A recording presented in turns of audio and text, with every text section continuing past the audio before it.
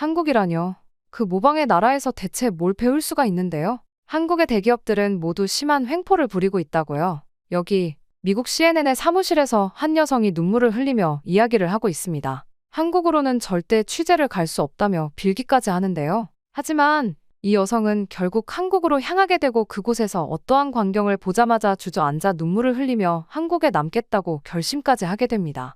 대체 이 여성은 무엇을 본 걸까요? 안녕하세요. 저는 사라 윌슨입니다. 미국의 유명한 방송국인 CNN의 기자로 활동하고 있죠. 기자라면 모두가 꿈꾸는 곳이지만 일이 쉽지는 않습니다. 다양한 경험을 해야 하고 많은 사람들을 만나는 만큼 열린 마음을 가져야 하니까요. 물론 저 또한 그런 자세를 가지고 있고요. 하지만 이런 저를 흔드는 것이 하나 있습니다. 바로 한국이죠. 저는 한국 사람들을 너무나도 싫어하거든요. 한국을 싫어하게 된 데에는 다 이유가 있습니다. 모든 건 스탠포드 시절로 거슬러 올라가요. 한국계 동기 제시카 김은 저의 최대 라이벌이었죠. 저희는 항상 서로를 경계하고는 했습니다. 그러다 결국 사건이 터지고 말았죠. 수석을 놓고 경쟁하던 어느 날 제시카가 저의 취재 계획을 똑같이 베껴 교수님께 제출한 걸 발견하게 되었거든요. 제가 분노에 차서 제시카에게 따지자 그녀는 오히려 제가 베꼈다며 큰 소리를 치더군요. 결국 진실이 밝혀져 제가 수석이 됐지만 그날 본 제시카의 뻔뻔함과 체면을 중시하는 태도는 제게 지울 수 없는 상처를 남겼습니다.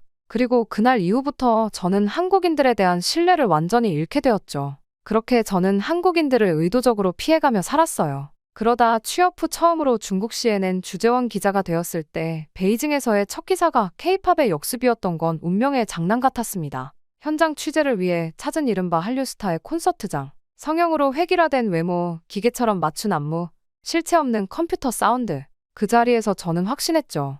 역시나 한국은 가짜를 파는 나라라고 말입니다. 이게 끝이 아닙니다. 결정적인 사건은 2018년에 있었어요. 바로 삼성전자 베트남 공장 화재 사건을 취재하면서였죠. 당시 현지 노동자들의 증언은 충격적이었어요. 실적과 체면만을 중시하며 안전은 뒷전이었다고 하더군요. 실제로 저는 취재 과정에서 한국 관리자들의 오만한 태도를 직접 목격했고 자료 요청은 매번 거절당했죠. 그들의 위선적인 태도의 치가 떨릴 정도였어요. 한국이요? 모두가 과대 포장의 달인들이죠. 결국 저는 이후 10년간 의도적으로 한국 관련 취재를 피했습니다. 엮이는 것조차 너무나도 싫었거든요. 그들의 가증스러운 모습들을 마주할 때면 저의 과거가 떠오르기도 했고요. 때문에 저는 10년 동안 중국의 인권 문제, 일본의 경제 위기 등 수많은 특종을 발굴했지만 한국 관련 기사는 단 한 개도 없었어요. 누군가 한국의 IT 기술이나 문화를 칭찬할 때면 저는 비웃곤 했죠. 결국 남의 것을 모방한 가짜일 뿐이라고요.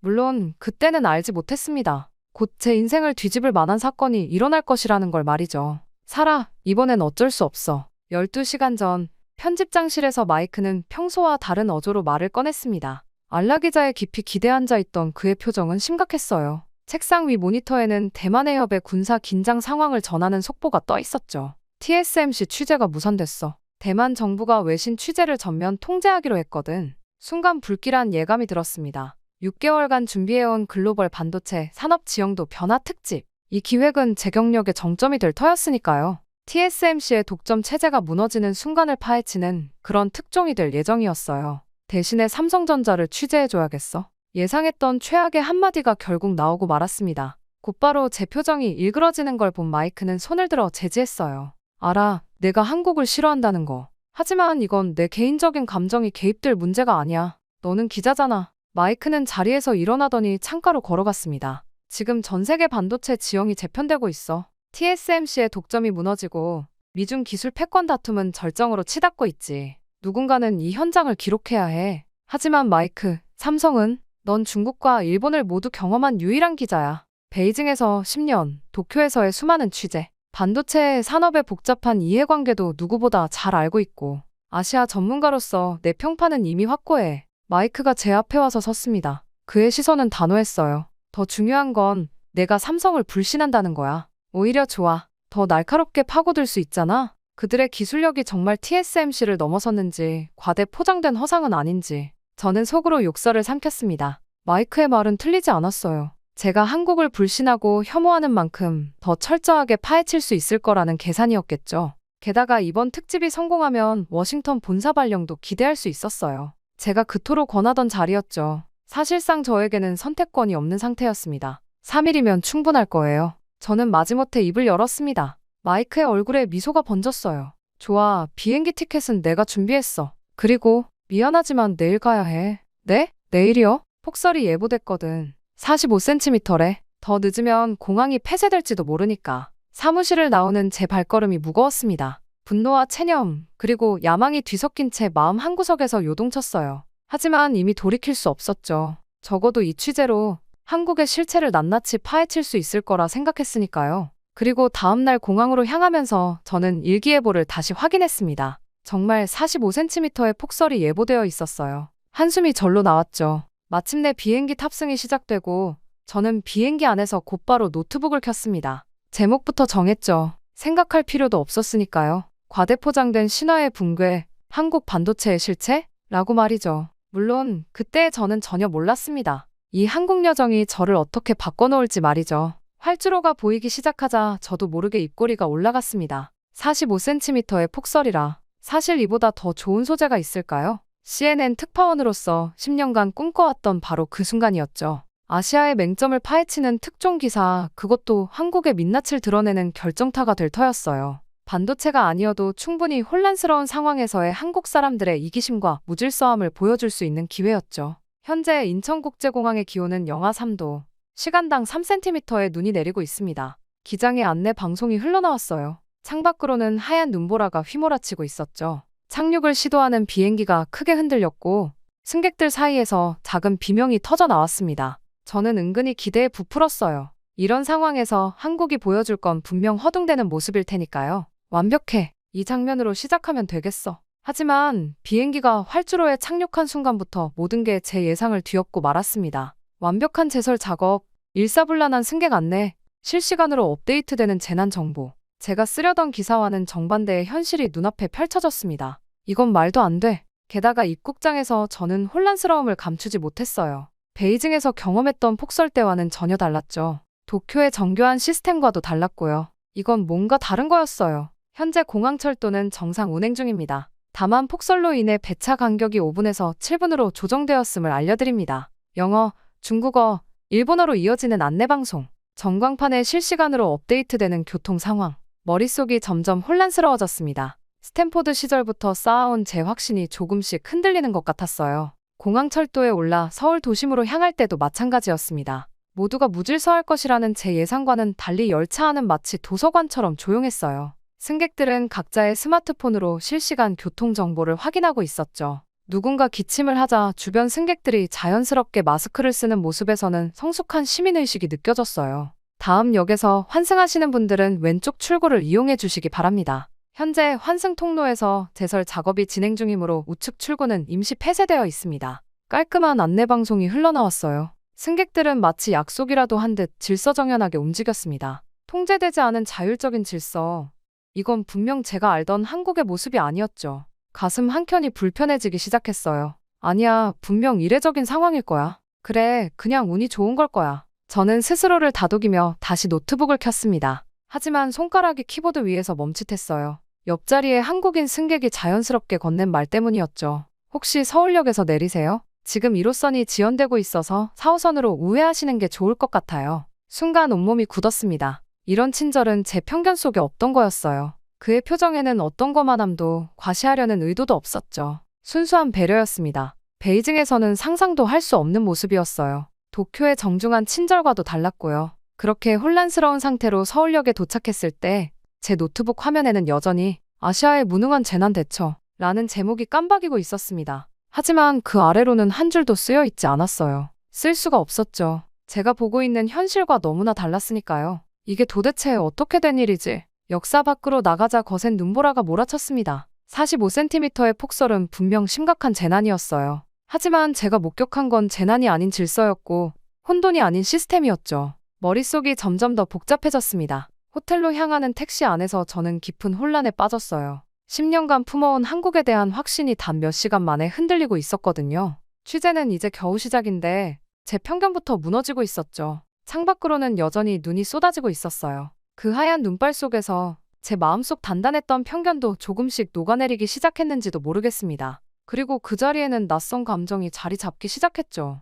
호기심이었을까요? 아니면 부끄러움이었을까요? 아직은 모르는 거야. 주문처럼 혼잣말을 중얼거렸지만 이미 제 목소리에는 이미 확신이 사라져 있었습니다. 그렇게 호텔 로비에 도착했을 때 제 마음속은 여전히 혼란스러웠습니다. 체크인을 하면서 휴대폰을 확인했는데 갑자기 요란한 알림음이 울렸어요. 수도권 지역 대설주의보 발령, 시간당 5cm 이상의 강설 예상, 재난 문자였습니다. 베이징에서는 상상도 할 수 없는 신속한 알림이었죠. 더 흥미로운 건 그 직후에 일어난 일이었어요. SNS에서 실시간 검색어가 폭발적으로 늘어나기 시작한 거예요. 서울 폭설, 실시간 교통 상황, 제설 현황. 호기심에 하나씩 클릭해보니 예상치 못한 광경이 펼쳐졌습니다. 강남역 9번 출구 계단이 미끄러워요. 모두 지하도로 우회하세요. 신림역 주변 제설 작업 중입니다. 30분 정도 소요될 예정이에요. 시청 앞 버스 전용차로 통제 중. 우회도로 정보 공유합니다. 스마트폰을 들여다보며 저는 깊은 충격에 빠졌습니다. 베이징에서라면 상상도 할 수 없는 광경이었거든요. 그곳에서는 모든 재난 정보가 관영 매체를 통해서만 흘러나왔죠. SNS에서 재난 관련 키워드는 즉시 검열되었고 시민들의 자발적인 정보 공유는 엄격히 통제됐어요. 이런 게 가능하다니. 저는 손가락으로 화면을 넘기며 중얼거렸습니다. 시민들의 제보는 놀라울 정도로 구체적이고 정확했어요. 사진과 영상은 물론 GPS 좌표까지 첨부돼 있었죠. 도쿄에서도 이 정도의 자발적인 정보 공유는 보지 못했습니다. 처음에는 의심스러웠어요. 이런 자발적인 정보 공유는 대부분 혼란만 가중시키기 마련이니까요. 이거 다 가짜뉴스 아닐까? 저는 기자의 본능으로 현장 확인을 해봐야겠다고 생각했어요. 그래서 곧바로 호텔 프런트에서 우산을 빌려 밖으로 나섰습니다. 목적지는 시청 앞. SNS에서 가장 많은 제보가 올라오는 곳이었죠. 10년간의 특파원 생활이 만든 의심의 눈초리로 저는 하나하나 제보를 확인해갔어요. 강남역 9번 출구의 미끄러운 계단, 신림역 주변의 제설 작업, 시청 앞 버스 전용차로 통제. 놀랍게도 모든 정보가 정확했습니다. 단 하나의 과장도 거짓도 없었죠. 지하철역으로 향하는 길, 놀라운 광경을 목격했어요. 상가 주인들이 자발적으로 자기 가게 앞 눈을 치우고 있었습니다. 누가 시킨 것도 아닌데 말이죠. 왜 직접 제설 작업을 하시나요? 제가 물었더니 상가 주인은 당연하다는 듯이 대답했어요. 지나가는 사람들이 미끄러질 수도 있으니까요. 저뿐만 아니라 모두가 하는 일이고요. 그의 말에는 어떤 과시나 허세도 없었습니다. 그저 일상적인 시민의식이었던 거죠. 어떻게 이런 게 가능하죠? 정부나 언론사의 통제는 없나요?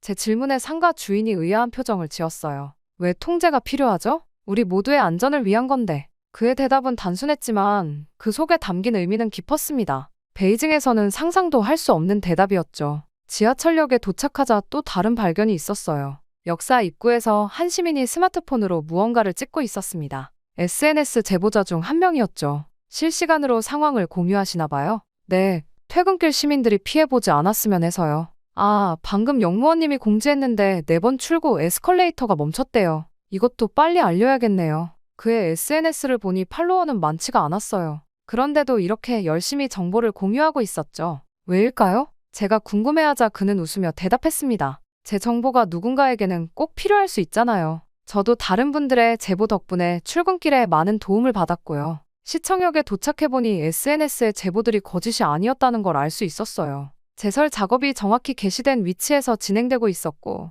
의외로 정보도 정확했죠. 놀라운 건 시민들의 반응이었습니다. 누군가 미끄러질 뻔하면 서로 부축해주고 제설 작업자들에게 따뜻한 음료를 건네는 모습도 보였어요. 베이징에서는 상상도 할 수 없는 광경이었죠. 잠깐만요. 혹시 외신 기자신가요? 한 시민이 제게 다가왔습니다. 카메라를 들고 있는 제 모습을 보고 알아챈 모양이었어요. 네, CNN 특파원입니다만. 아, 그러시구나. 혹시 저쪽에서 시민들이 자발적으로 제설 작업하는 모습 보셨나요? 그것도 취재하시면 좋을 것 같아서요. 순간 당황스러웠어요. 제가 한국의 부정적인 면을 취재하러 왔다는 걸 이 시민은 모르고 있었으니까요. 그의 순수한 제안에 묘한 죄책감이 들었습니다. 시민이 알려준 곳으로 가보니 정말 10여 명의 시민들이 삽을 들고 제설 작업을 하고 있었어요. 알고 보니 인근 회사 직원들이었죠. 점심시간을 이용해 자발적으로 나온 거라고 했습니다. 그러다 삽을 들고 서 있는 제게 한 시민이 다가왔어요. 기자님, 우리나라가 좀 특이하죠? 네, 솔직히 충격적이에요. 제가 있던 곳에서는 이런 모습을 본 적이 없거든요. 아, 중국에 계셨다고 했죠. 거기서는 다들 정부 지시만 기다리나요? 순간 할 말을 잃었습니다. 그들에게는 이런 자발적인 참여가 너무나 자연스러운 일상이었던 거죠. 제가 오히려 이상한 사람처럼 느껴졌어요.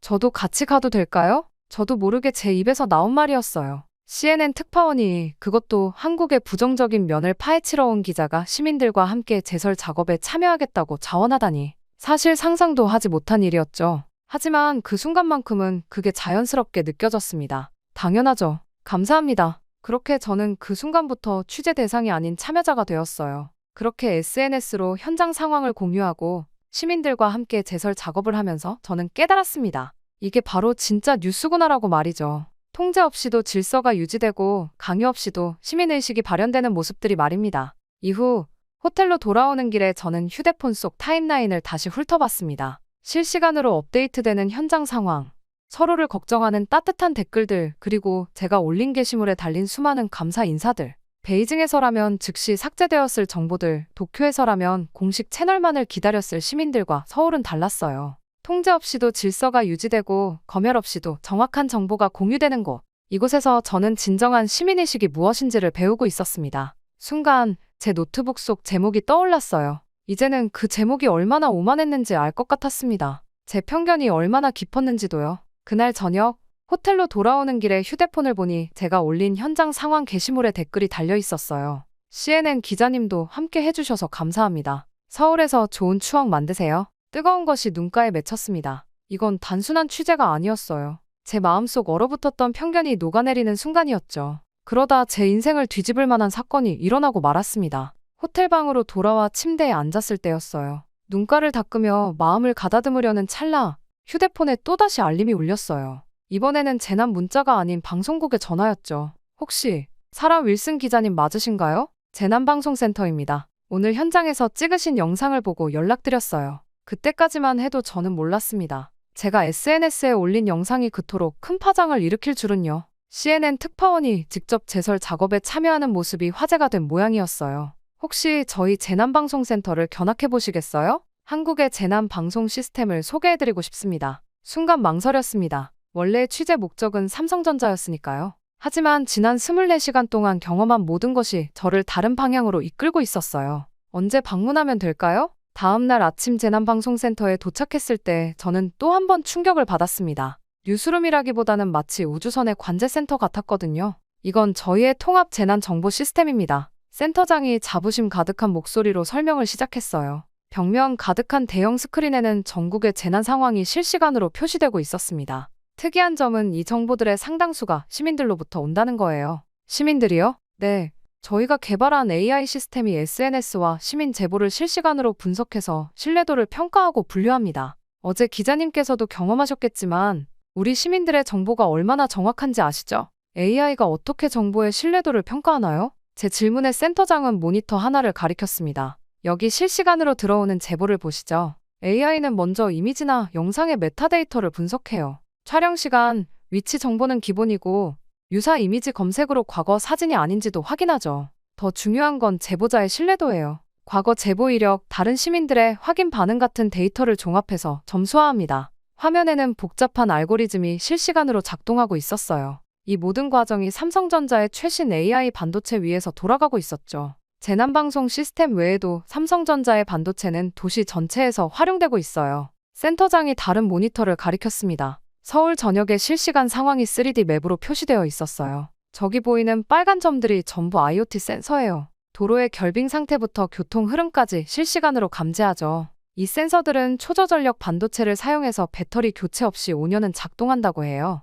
화면을 넘기자 기상 예측 시스템이 나타났습니다. 이건 기상청과 연계된 AI 기반 기상 예측 시스템이에요. TSMC의 5나노 칩으로는 불가능했던 연산량인데 삼성의 3나노 칩이 그걸 가능하게 만들었죠. 덕분에 예측 정확도가 30% 이상 향상됐어요. 센터 구석에는 작은 전시 공간도 있었습니다. 시대별로 발전해온 반도체 기술을 한눈에 볼 수 있었죠. 이게 시민들이 사용하는 스마트폰의 핵심 칩이에요. 실시간 영상 처리, AI 기능, 5G 통신, 모든 게 이 작은 칩 안에 들어있죠. 전력 소비량은 이전 세대의 3분의 1인데 성능은 2배예요. 확실히 CCTV 관제 시스템 또한 매우 인상적이었습니다. 각 CCTV마다 엣지 컴퓨팅용 반도체가 탑재되어 있어요. 영상을 서버로 전송하기 전에 자체적으로 위험 상황을 감지하고 분석하죠. 응급 상황 발생 시 골든타임을 확보하는 데 큰 도움이 됩니다. 서구의 미디어는 왜 이런 시스템을 도입하지 않는 걸까요? 제 질문에 센터장이 잠시 생각에 잠겼습니다.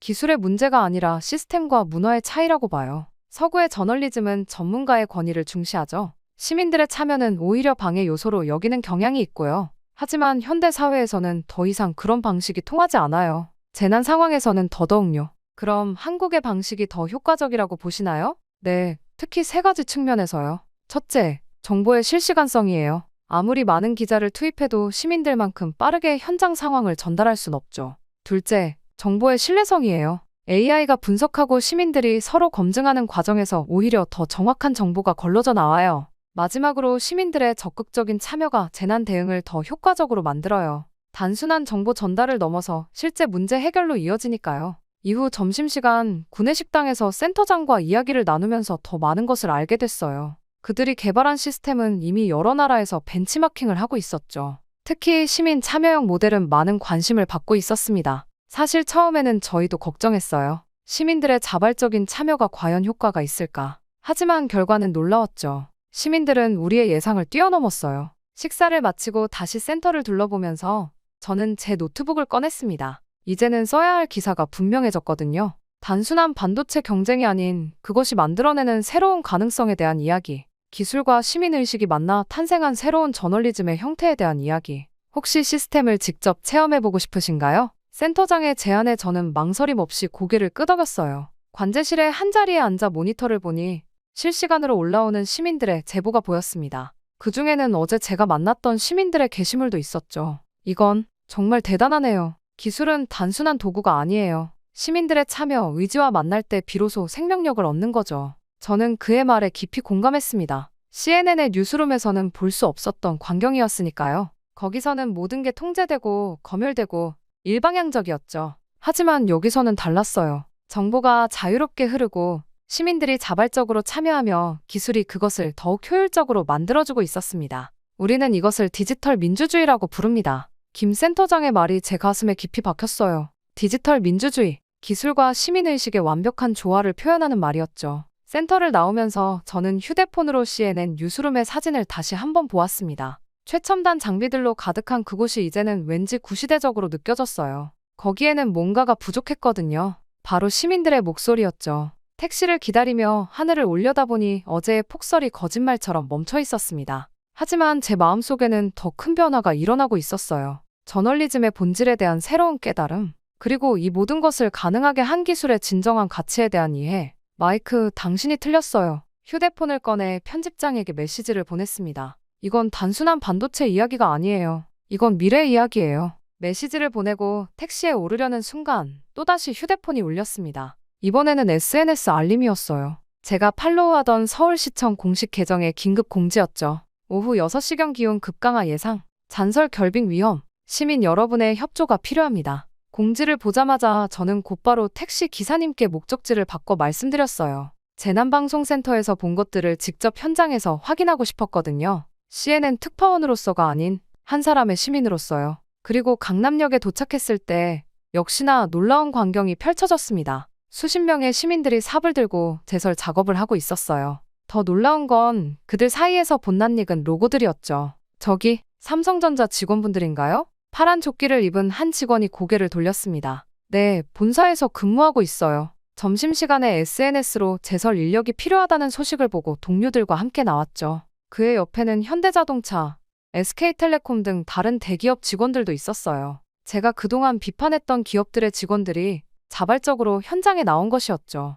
회사의 지시였나요? 아니요. 순수하게 자발적인 참여예요. 다만 회사에서 장비와 간식을 지원해 주었죠. 우리가 먼저 나서자 경영진에서도 적극 지원하겠다고. 말을 듣고 있자니 며칠 전 베트남 공장 화재 사건 취재가 떠올랐습니다. 그때는 그들을 차갑고 비정한 재벌의 하수인이라고만 생각했는데 지금 제 앞에 있는 이들의 모습은 달랐어요. 어머, 저기 봐요. 누군가의 외침에 고개를 돌렸습니다. 한 아이돌 그룹이 마스크와 모자로 얼굴을 가린 채 조용히 제설 작업에 참여하고 있었어요. 제가 플라스틱 문화라고 폄하했던 연예인들의 모습이 이렇게 자연스러울 줄은 몰랐습니다. 팬들에게 알리지 말아주세요. 다들 조용히 돕고 싶어서 나왔거든요. 매니저가 조심스레 부탁했어요. 하지만 이미 SNS에는 소문이 퍼지고 있었죠. 그런데 예상과 달리 팬들은 현장으로 몰려들지 않았어요. 대신 다른 지역에서 자신들도 제설 작업을 시작했다는 인증샷을 올리기 시작했습니다. 우리도 각자의 자리에서 할 수 있는 일을 해요.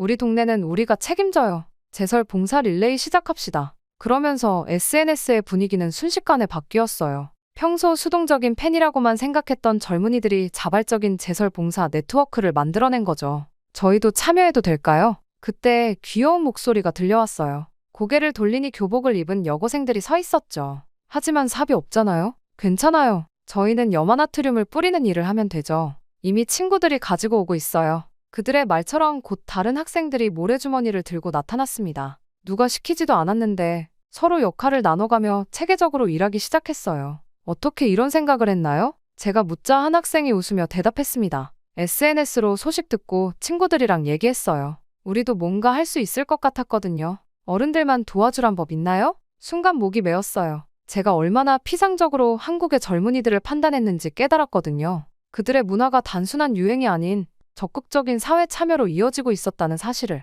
어느새 저도 모래주머니를 들고 있었습니다. 학생들, 회사원들, 연예인들, 우리는 모두 같은 목표를 향해 움직이고 있었어요. 그 속에서 따뜻한 온기가 느껴졌습니다. 선생님, 이것 좀 드세요. 한 할머니가 따뜻한 어묵을 건네주셨어요. 노점상을 하시는 분이었죠. 저는 몸이 약해서 제설 작업은 못하지만 이렇게라도 도움이 되고 싶어서 그 순간 깨달았습니다. 이게 바로 진정한 공동체구나. 각자의 위치에서 각자의 방식으로 서로를 돕는 모습. 제가 그토록 찾아 헤매던 진실이 바로 여기 있었어요. 그렇게 해가 저물어갈 무렵 거리는 깨끗이 정리되어 있었습니다. 연예인들은 조용히 사라졌지만 그들이 남긴 영향력은 여전히 거리 곳곳에서 느껴졌어요. 대기업 직원들도 각자의 일터로 돌아갔지만 그들의 진정성은 제 마음속에 깊이 남았죠. 저는 곧바로 휴대폰을 꺼내 SNS를 확인했습니다. 제가 올린 현장 사진에 수많은 댓글이 달리기 시작했어요. 이게 진짜 우리나라의 모습이죠. 세대도 직업도 다르지만 하나가 되는 순간이네요. 작은 실천이 모여 큰 변화를 만드는 것 같아요. 순간 뜨거운 것이 눈가에 맺혔습니다. 10년 동안 저는 한국을 재벌이 지배하는 중일 사이에 애매한 나라로 폄하했어요. 한류를 플라스틱 문화라 비난했죠. 하지만 이제는 알겠습니다. 진정한 문화의 힘은 겉으로 보이는 현상이 아니었어요. 그것은 시민들의 자발적인 참여, 정신, 대기업의 사회적 책임, 젊은이들의 순수한 열정이 만들어내는 선순환, 바로 공동체의 힘이었던 거죠. 마이크 두 번째 메시지를 보냅니다. 휴대폰을 꺼내들었어요. 당신이 보고 싶어 했던 건 단순한 산업 경쟁력이 아니었다는 것을 알 것 같아요. 이건 문화의 경쟁력이에요. 기술과 인간성이 만나는 지점. 바로 여기 한국에서 새로운 가능성이 시작되고 있어요. 메시지를 보내고 주변을 둘러보니 여전히 몇몇 시민들이 남아 마무리 작업을 하고 있었습니다. 그들 사이로 섞여 들어가며 생각했어요. 이제 나도 이 공동체의 일원이 된 걸까? 차가운 겨울바람이 불었지만 왠지 마음만은 따뜻했습니다. 호텔로 돌아온 건 밤 10시가 넘어서였습니다. 온종일 제설 작업에 참여하느라 몸은 피곤했지만 마음만은 이상하리만치 편안했어요. 노트북을 펼치자마자 타이핑이 시작됐습니다. 기술은 진공 속에서 발전하지 않는다. 그것은 사회의 거울이며 문화의 결정체다. 그러다 저는 타이핑을 멈추고 잠시 생각에 잠겼습니다. 10년간 아시아 특파원으로 지내면서 저는 얼마나 많은 것을 놓치고 있었을까요? 중국의 성장은 권위주의의 결과물로만, 일본의 기술은 완벽주의의 산물로만 보려 했던 제 편협한 시각이 부끄러워졌어요. 한국의 반도체 기술이 세계 최고 수준에 도달할 수 있었던 건 역설적으로 기술 그 자체에 대한 집착이 아닌 그것을 받아들이고 활용하는 사회의 역동성 때문이었다. 문장을 적으며 재난방송센터에서의 기억이 떠올랐습니다. 최첨단 AI 시스템과 시민들의 자발적 참여가 만들어낸 기적 같은 조화. 그것은 분명 어떤 정부의 강제나 기업의 전략으로는 만들어낼 수 없는 것이었죠. 편집장님께 저는 당초 계획했던 반도체 전쟁 기사를 수정하고자 합니다. 아니, 완전히 새로 쓰고자 합니다. 메일을 쓰기 시작했어요. 손가락이 키보드 위를 춤추듯 움직였습니다. 이번 취재는 반도체 산업에 대한 것이 아닙니다. 그것은 우리가 미처 보지 못했던 새로운 가능성에 대한 이야기입니다. 기술과 인간성이 조화를 이루는 방법, 경쟁과 협력이 공존하는 법, 그리고 진정한 혁신이란 무엇인지에 대한 것이죠. 그리고 마지막에 한 줄을 더했어요. 그리고 편집장님, 하나 더 부탁드릴 게 있습니다. 서울 주재 특파원직을 신청하고 싶습니다. 그렇게 보내기 버튼을 누르는 얼마 지나지 않아 휴대폰이 울렸습니다. 마이크였어요. 사라, 정신이 나갔어? 서울 특파원이라고. 자네가 그토록 싫어하던. 네, 맞아요. 제가 그동안 얼마나 편협했는지 이제야 깨달았거든요. 잠시 침묵이 흘렀습니다. 기사는 바로 읽어봤네. 정말 자네가 쓴 게 맞나? 저도 처음엔 믿기 힘들었어요. 하지만 마이크, 이게 바로 제가 찾던 저널리즘이에요. 단순히 현상을 관찰하고 보도하는 게 아니라 그 속에 숨겨진 진실을 발견하는. 하지만 자네가 보낸 기획안은 위험해. 서구 언론의 편향성을 정면으로 비판하고 있잖아. 그게 바로 제가 하고 싶은 거예요. 우리는 너무 오랫동안 아시아를 우리만의 프레임으로 재단하려 했어요. 중국은 권위주의, 일본은 로봇 같은 완벽주의, 한국은 그저 그들의 모방자라고만 생각했죠. 긴 침묵 끝에 마이크가 한숨을 쉬었어요. 좋아, 자네 뜻대로 해보게. 하지만 한 가지 조건이 있어. 무슨 조건인가요? 자네가 쓴 기사를 시리즈로 만들었으면 해. 기술과 인간성, 전통과 혁신, 개인과 공동체, 이런 주제들을 깊이 있게 다뤄주게. 전화를 끊자마자 저는 책상에 앉아 제가 메모해둔 취재 노트를 펼쳤습니다. 첫 페이지에는 아시아의 무능한 재난 대처라는 제목이 적혀 있었어요. 그 옆에는 재벌의 횡포, 플라스틱 문화, 모방자들의 나라 같은 편견 어린 단어들이 가득했죠. 하지만 페이지를 넘기자 그 뒤로 제가 실제로 마주한 현실이 펼쳐져 있었습니다.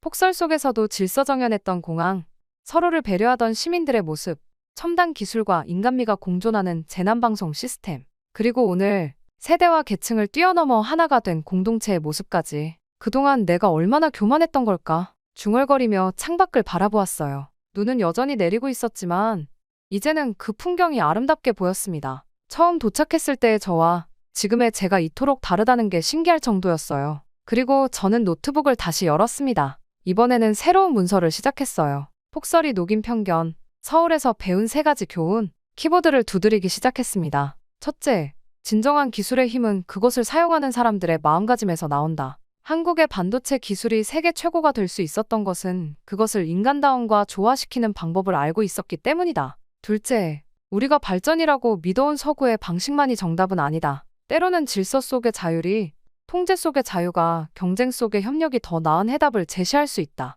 마지막으로 가장 중요한 것, 우리는 너무 오랫동안 아시아를 우리만의 렌즈로 바라보려 했다. 그들의 진정한 모습을 보려 하지 않고 우리가 믿고 싶은 모습만을 보려 했다. 그러다 문득 첫날 밤 제가 느꼈던 불안과 편견들이 떠올랐어요. 그때 저는 이미 답을 정해놓고 그것을 증명하기 위한 취재를 하러 왔었죠. 하지만 현실은 제 모든 예상을 뒤집어 놓았습니다. 창밖으로 눈이 잠잠해지고 있었어요. 마치 제 마음속 차갑던 편견이 녹아내리듯 하늘도 조금씩 맑아지고 있었습니다. 노트북의 마지막 문장을 적었어요. 이제 나는 안다. 진정한 저널리즘이란 무엇인지를. 그것은 단순히 사실을 전달하는 것이 아니다. 선입견을 내려놓고 있는 그대로의 진실을 보는 것. 그리고 그 과정에서 나 자신도 성장하는 것. 그것이 바로 진정한 저널리즘이다. 밖은 어느새 새벽이 되어 있었어요. 첫눈이 내리던 그날부터 지금까지 저는 한 걸음씩 변화하고 있었나 봅니다. 이제는 알 것 같아요. 왜 제가 이곳에 머물러야 하는지, 그리고 앞으로 어떤 이야기를 전해야 하는지. 서울의 아침이 밝아오고 있었습니다. 그리고 저희 새로운 여정도 바로 여기서부터 시작되는 거겠죠. 저의 이야기는 여기서 끝이 나지만 저의 새로운 이야기는 지금부터 시작됩니다. 저의 편견을 깨준 한국으로 인해 새로운 시선이 생겼으니까요. 앞으로의 저희 앞날이 어떻게 될지 모르지만 부디 저의 앞날을 응원해 주시길 바라겠습니다. 지금까지 저희 이야기를 들어주셔서 감사합니다. 여기 한국이 언니의 죽음을 은폐했다며 언젠가는 한국에 복수할 것이라고 소리치는 영국 최고 의사가 있습니다. 이 여성은 억지로 한국에 끌려갔다가 언니가 겪은 그 비극들을 겪을 뻔했다고 하면서 한국이 갈 때까지 갔다고 소리쳤다고 하는데요. 그녀는 한국에 가서 동료인 한국인 의사에게 충격적인 소식을 듣고는 반년이 넘는 시간 동안이나 영국으로 돌아올 수 없었다고 합니다. 그녀에게 도대체 무슨 일이 있었던 걸까요? 바로 사연 들어보겠습니다. 안녕하세요. 저는 에밀리 테일러입니다. 영국군 의무감실 소속 군의관이에요. 제 소개를 들으면 한국 사람들이 관심을 보이곤 합니다.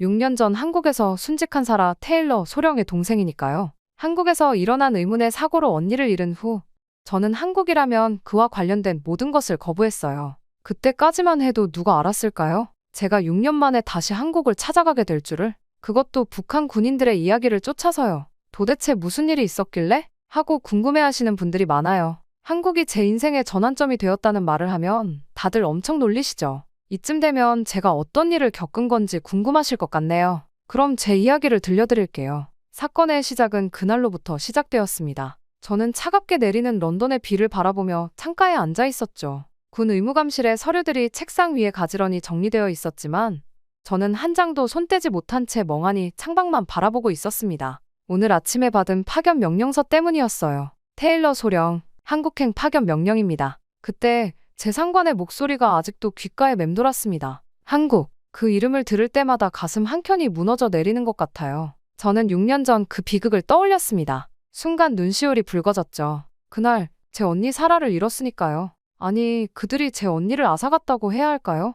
에밀리, 이것 좀 봐. 응급봉합은 이렇게 하는 거야. 10살 때부터 언니는 제 선생님이었어요. 아버지의 의학 서적들을 훔쳐다가 저에게 가르쳐주곤 했죠. 언니의 작은 손이 인형에 찢어진 부분을 꿰매는 모습을 아직도 생생히 기억합니다. 그때부터 저희는 꿈을 꾸기 시작했어요. 전장에서 함께 생명을 구하는 꿈을. 에밀리, 넌 내 최고의 파트너가 될 거야. 우리 함께 세상을 구하자. 저는 언니의 그 말을 믿었습니다. 15의 응급처치법을, 18배 기초 수술 기법을 배웠죠. 언니가 의대에 들어갔을 때 저는 고등학교 교과서보다 의학 서적을 더 많이 읽었어요. 그렇게 저희는 함께 성장했습니다. 저는 책상 서랍을 열어 오래된 사진들을 꺼냈어요. 크리스마스 때 함께 찍은 사진, 언니의 군의관 임관식 사진, 제가 의대에 합격했을 때 축하해주던 날의 사진. 모든 순간에 언니는 제 옆에 있었죠. 하지만 이제는 이 차가운 사진들만이 제게 남았네요. 한국은 정말 아름다운 나라야, 에밀리. 다음에는 내가 꼭 와봤으면 좋겠어.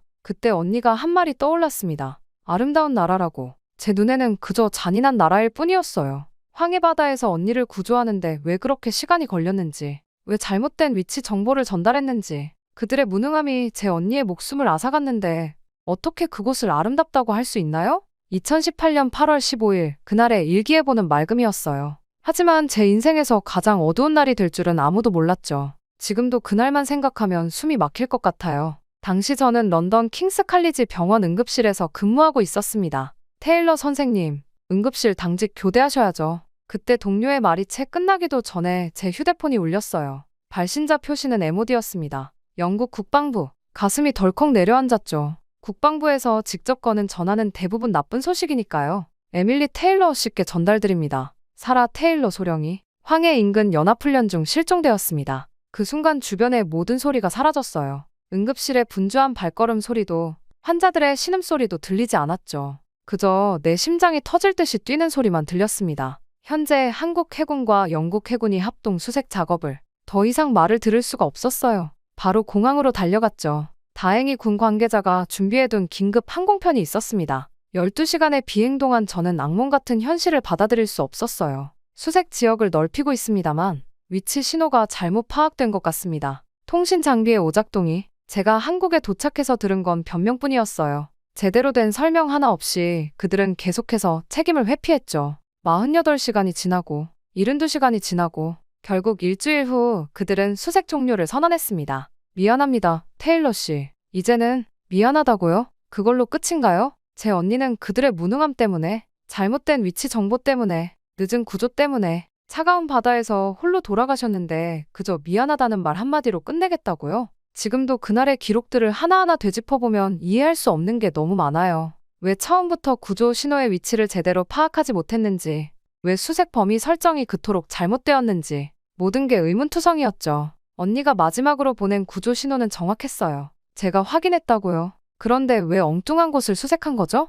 장비 오작동이 그게 말이 된다고 생각하시나요? 제가 항의할 때마다 그들은 그저 고개를 숙였을 뿐이에요. 책임자는 나타나지 않았고 진실은 바다에 잠겨버렸죠. 단 한 명도 제대로 된 설명을 하지 않았어요. 에밀리, 이제 돌아가는 게 좋겠어요. 주한 영국 대사관 직원이 저를 말리던 날, 저는 완전히 무너져버렸습니다. 언니의 빈자리를 채우지 못한 채 저는 런던으로 돌아와야만 했어요. 그 후로 6년이 지났지만 시간은 아무것도 치유하지 못했습니다. 여전히 8월이 되면 악몽을 꾸고 바다를 보면 숨이 막혀요. 그리고 한국, 그 이름만 들어도 가슴이 무너져 내립니다. 사라 소령의 희생을 잊지 않겠습니다. 언니의 장례식에서 한국 군 관계자가 한 말이 떠올랐어요. 잊지 않는다고요? 그들은 정말 기억하고 있을까요? 아니면 그저 수많은 사고 기록 중 하나로 파일에 묻어두었을까요? 창밖으로 보이는 런던의 흐린 하늘을 바라보며 생각했습니다. 이제는 제가 그곳에 가서 진실을 찾아야 할 때가 온 것 같아요. 6년 전 그날의 모든 기록을,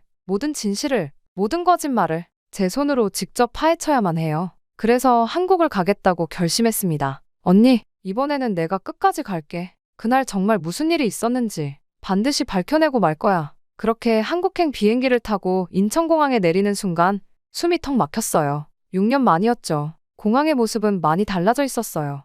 몰라보게 세련된 건축물들과 효율적인 입국 수속 시스템은 놀라울 정도였죠. 하지만 저는 그것들이 빈 껍데기처럼 보였습니다. 그날의 기억만큼은 전혀 변하지 않았으니까요. 순간 저도 모르게 손이 떨려왔어요. 테일러 소령님, 환영합니다. 저는 한국군 의무사령부 소속 김준호 대위입니다. 그때 젊은 장교가 또박또박 영어로 인사를 건넸죠. 그의 친절한 미소가 오히려 저를 불편하게 만들었어요. 6년 전에도 이런 미소를 지으며 저를 맞이했었나요? 그리고 그 미소 뒤에 숨겨진 진실은 무엇이었을까요? 최근 들어 북한군 귀순이 급증하고 있어 의료 지원이 절실한 상황입니다. 테일러 소령님의 도움이 꼭 필요합니다. 그렇게 차를 타고 이동하는 동안 김 대위가 제게 현 상황을 설명했어요. 귀순, 그런 단어는 제 관심 밖이었죠. 저는 창밖으로 스쳐 지나가는 황해를 바라보고 있었습니다. 소령님?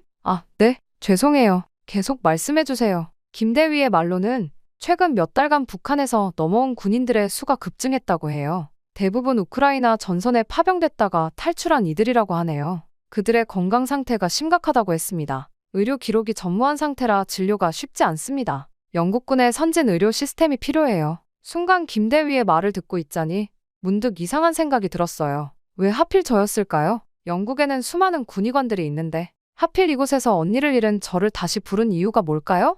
여기가 앞으로 소령님께서 근무하실 국군수도병원입니다. 병원 정문에 도착하자 가슴이 다시 조여왔어요. 현대식 건물 외관과 분주히 오가는 의료진들. 겉으로 보기엔 그저 평범한 군병원이었죠. 하지만 저는 알고 있었어요. 6년 전 이곳에서 언니의 사망 소식을 들었다는 걸. 테일러 소령님, 이쪽으로 모시겠습니다. 그렇게 사령부 건물로 향하는 동안 곳곳에서 저를 향한 시선이 느껴졌어요. 아마도 다들 알고 있겠죠? 6년 전 황해에서 실종된 영국 군의관의 동생이라는 걸. 북한군 의무병 출신들과 면담이 예정되어 있습니다. 그들의 증언이 매우 중요해요. 잠깐, 북한군 의무병이라고요? 순간 걸음을 멈췄습니다. 뭔가 이상했어요. 단순한 의료 지원이라기에는 너무 많은 것들이 얽혀 있는 것 같았죠. 혹시 제가 이곳에 오게 된 진짜 이유를 알려주실 수 있을까요? 순간 김 대위는 잠시 망설이더니 고개를 숙였어요. 그건 차차 알게 되실 겁니다. 그의 답변이 마음에 걸렸지만 지금은 따져 물을 때가 아니었어요.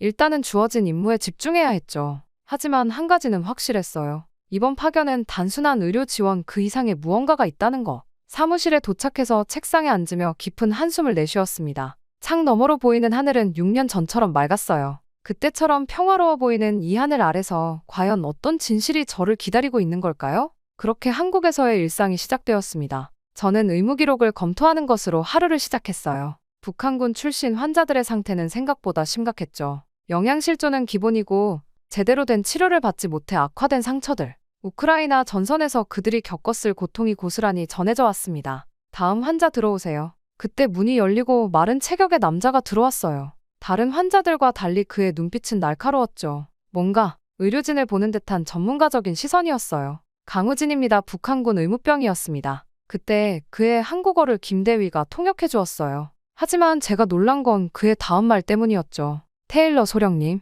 혹시 사라 소령님의 동생이신가요? 순간 제 심장이 멈춘 것만 같았어요. 어떻게 이 사람이 언니를 알고 있죠? 손에 들고 있던 차트를 떨어뜨릴 뻔했습니다. 그날 바다에서 제가 함께 있었습니다. 귀가 이명을 일으키는 것 같았어요. 북한군이 언니가 함께 있었다는 사실이 믿겨지지 않았습니다. 잠시만요. 무슨 말씀이시죠? 그때 떨리는 목소리로 겨우 말을 이었습니다. 강우진은 잠시 고개를 숙이더니 천천히 입을 열었어요. 저는 그때 북한 잠수정에 타고 있었습니다. 우리는 비밀 훈련 중이었어요. 그리고 우리는 보았습니다. 사라 소령님의 배가 어떻게 되었는지. 순간 방 안의 공기가 얼어붙는 것 같았어요. 김대위도 간호사도 모두가 숨을 멈췄죠.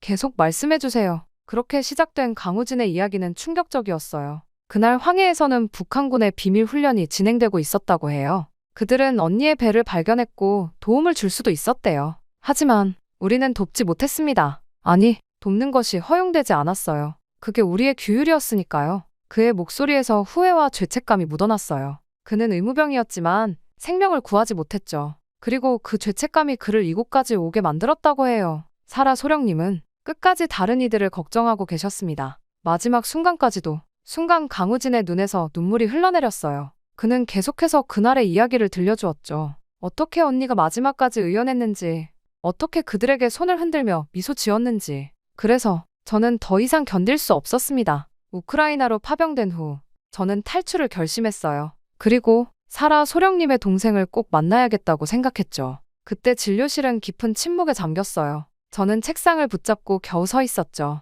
6년 동안 한국을 원망했던 제 마음이 산산조각 나고 있었습니다. 미안합니다. 정말 미안합니다. 강우진의 사과는 진심이었어요. 하지만 이제 저는 알았죠. 원망해야 할 대상이 따로 있다는 것을. 그리고 언니의 죽음이 단순한 사고가 아니었다는 것도.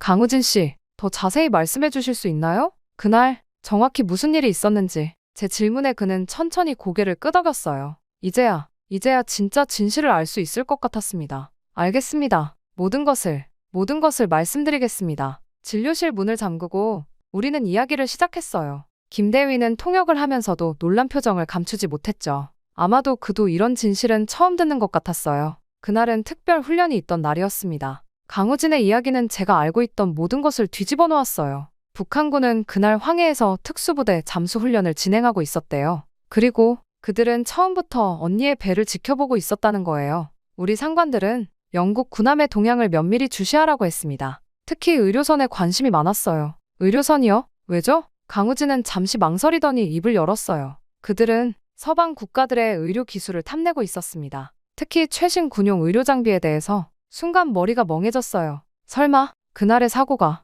네, 맞습니다. 그날의 충돌은 우연이 아니었어요. 차가운 물을 뒤집어 쓴 것 같았어요. 6년 동안 저는 한국군의 무능함을 탓했는데 실제로는 북한군이 계획적으로 처음엔 단순히 장비만 탈취하려고 했습니다. 하지만 사라 소령님이 너무 완강하게 저항하셨어요. 그분은 환자들의 의료 기록이 담긴 서버를 끝까지 지키려 하셨죠. 눈물이 왈칵 쏟아졌어요. 그랬구나. 언니다웠어요. 끝까지 자신의 책임을 다하려 했던 거죠. 그런데 우리 상관이 너무 과격했어요. 급하게 배를 들이받는 바람에 그만. 강우진의 목소리가 떨렸어요. 그는 의무병이었지만 그저 지켜볼 수밖에 없었다고 해요. 도와주고 싶었지만 그럴 수 없었대요. 사라 소령님은 마지막까지 의연하셨습니다. 심지어 저희에게 당신들도 언젠가는 이해하게 될 거예요라고 말씀하셨어요. 저는 가슴이 찢어질 것 같았어요. 언니는 죽음의 순간에도 그들을 미워하지 않았나 봐요. 오히려 이해하려 했다니. 그 후로 저는 괴로웠습니다. 우크라이나로 파병되고 나서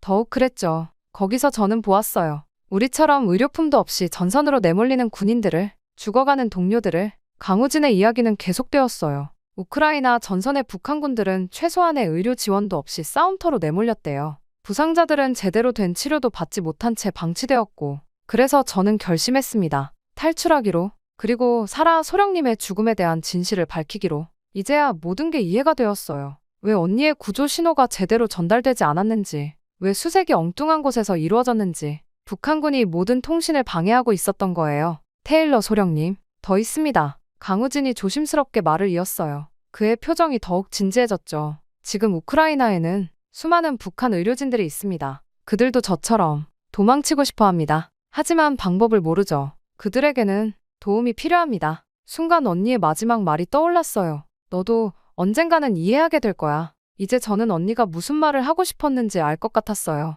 저는 언니를 위해서 무언가 하고 싶다는 생각이 문득 들었습니다. 언니가 했던 것처럼 그들을 지키고 싶었어요. 그리고 되물었죠. 강우진 씨, 제가 어떻게 도울 수 있을까요? 제 질문에 그의 눈이 반짝였어요. 마치 오래 기다려온 말을 드디어 듣는 것처럼. 우리가 함께 그들을 구할 수 있을 것 같습니다. 먼저 우리 시설부터 둘러보시는 게 좋을 것 같습니다. 그렇게 강우진과의 충격적인 대화가 끝나고 저는 김대위에게 제 뜻을 전달했습니다. 의료품 없이 전쟁터로 내몰린 그들을 도와야겠다는 제 뜻을요. 김대위가 조심스럽게 제안했어요. 잠시 병원을 돌아보면서 마음을 정리할 시간이 필요했죠. 지금 계신 이 건물이 저희 메인 의료센터입니다. 그렇게 발걸음을 옮기는 순간 놀라움을 감출 수가 없었어요. 방금 전까지 북한의 열악한 의료 현실에 대한 이야기를 듣다가 완전히 다른 세상을 마주한 것 같았거든요. 이건 저희가 자체 개발한 통합 의료정보 시스템입니다. 모든 환자의 상태가 실시간으로 모니터링되죠. 저는 대형 스크린에 떠있는 생체 데이터들을 보며 자동으로 한숨이 나왔어요.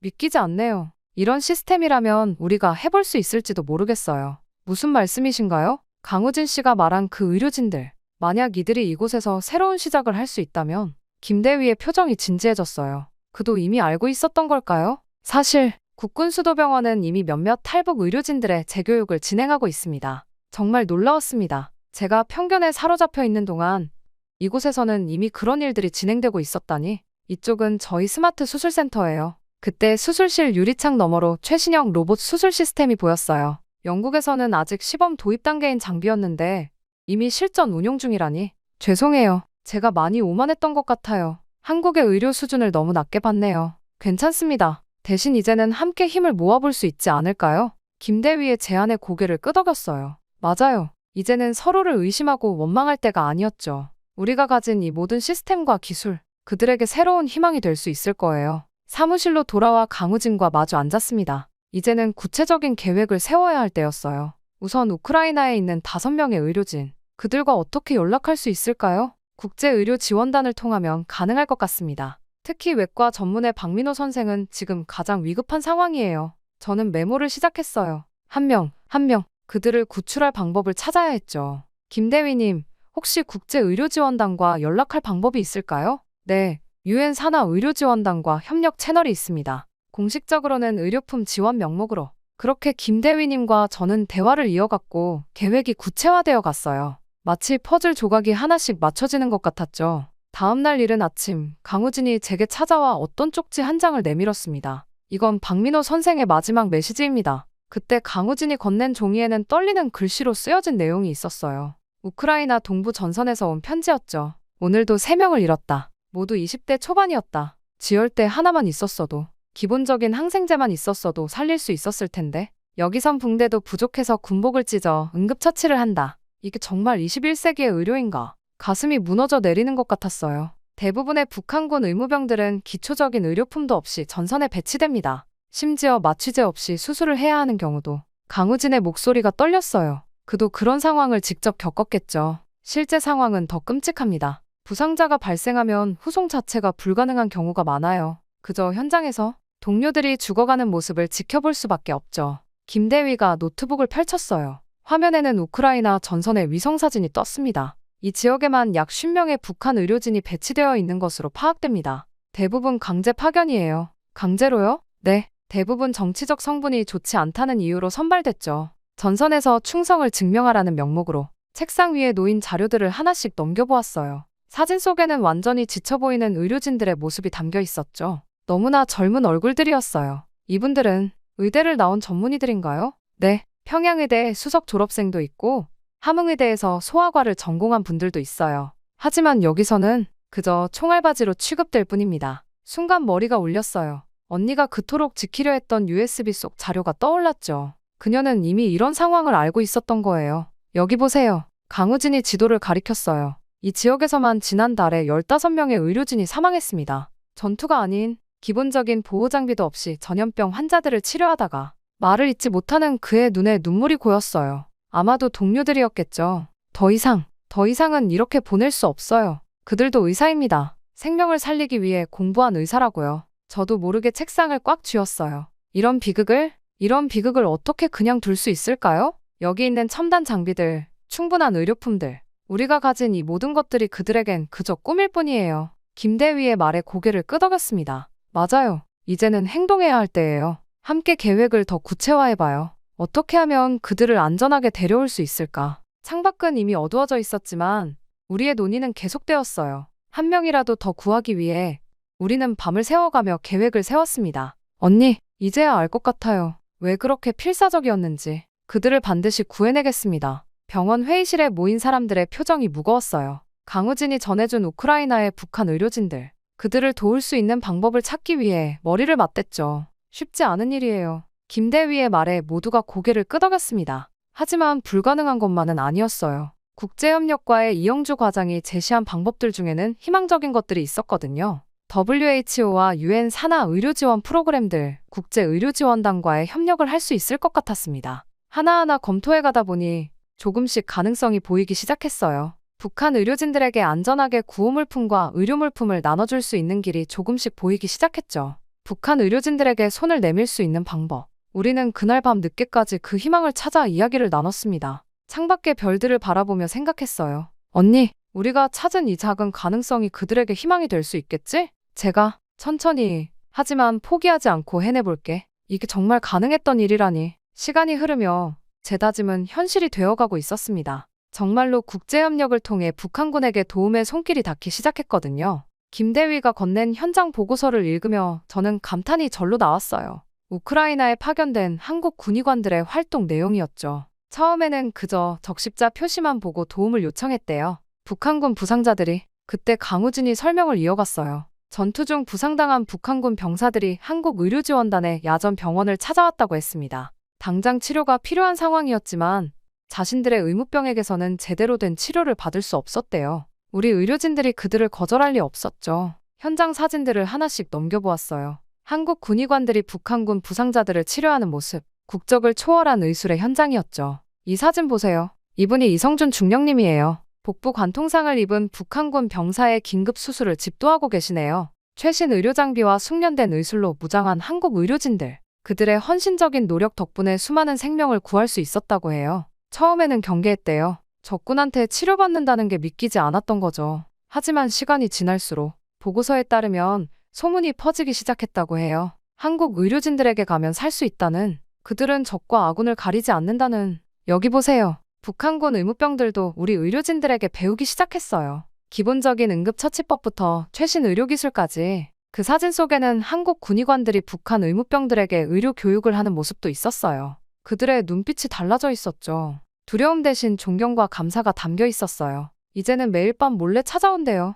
의료 지식을 배우기 위해서. 강우진의 목소리가 떨렸어요. 그도 저런 시절이 있었겠죠. 덕분에 많은 것이 달라졌습니다. 부상자 생존율도 높아졌고 무엇보다 그들의 마음이 열렸어요. 보고서 마지막 페이지에는 놀라운 통계가 있었어요. 한국 의료진의 도움을 받은 북한군 중 상당수가 이후 귀순을 선택했다는 자료가 첨부되어 있었거든요. 이게 바로 우리가 찾던 희망이에요. 순간 저는 김대위의 말에 고개를 끄덕였습니다. 그래요. 거창한 작전이나 계획이 아닌 그저 의술을 통한 진심 어린 도움. 그것이 그들의 마음을 열게 한 거죠. 언니, 우리가 찾은 답이에요. 한국의 의료진들이, 그들이 보여준 인류애가 새로운 길을 열어주고 있어요. 창밖으로 보이는 하늘이 유난히 맑았어요. 마치 언니도 이 소식을 기뻐하고 있는 것처럼. 영국으로 돌아가시기 전에 꼭 보여드리고 싶은 곳이 있습니다. 김대위를 따라 도착한 곳은 국군수도병원 신관 3층이었어요. 사라 테일러 국제의료지원센터? 현관에 걸린 명패를 보는 순간 눈시울이 붉어졌어요. 지난 6개월 동안의 성과입니다.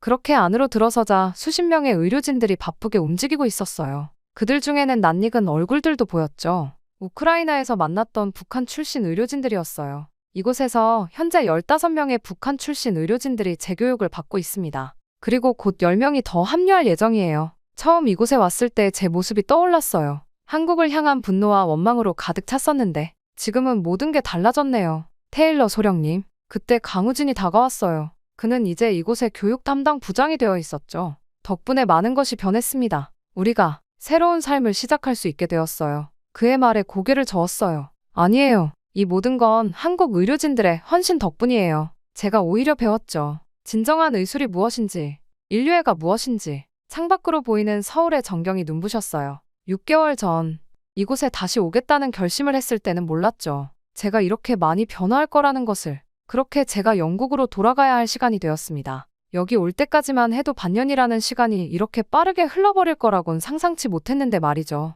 이제 곧 떠나시는군요. 김대위의 말에 저는 고개를 끄덕였어요. 네, 하지만 이제는 달라졌어요. 제가 영국에서 할 수 있는 일들이 보이거든요. 제 손에는 새로운 계획서가 들려 있었어요. 영국 국방부와 한국의 의료진들이 협력하는 국제의료지원 프로그램. 이제는 제가 그 가교 역할을 하게 될 거예요. 언니, 이제야 알 것 같아. 왜 언니가 이곳을 사랑했는지, 그리고 왜 그토록 이들을 돕고 싶어 했는지. 그때 마지막으로 병원을 둘러보며 생각했어요. 이곳에서 저는 진정한 의술을 배웠습니다. 국적과 이념을 넘어서는 생명의 가치를, 그리고 용서와 화해가 만들어내는 기적도 배웠다는 걸 느꼈습니다. 테일러 소령님, 비행기 시간이 됐습니다. 김대위의 말에 저는 고개를 끄덕였어요. 이제 떠날 시간이네요. 6개월이라는 시간 동안 저는 너무나 많은 것을 배웠습니다. 그렇게 영국행 비행기를 타면서 한국에서 있었던 일들을 되돌아보았어요. 생각보다 한국은 제게 너무나 많은 것을 선물해 주었다는 생각이 들었어요. 먼저 선입견이 얼마나 위험한 것인지에 대한 깨달음을 주었습니다.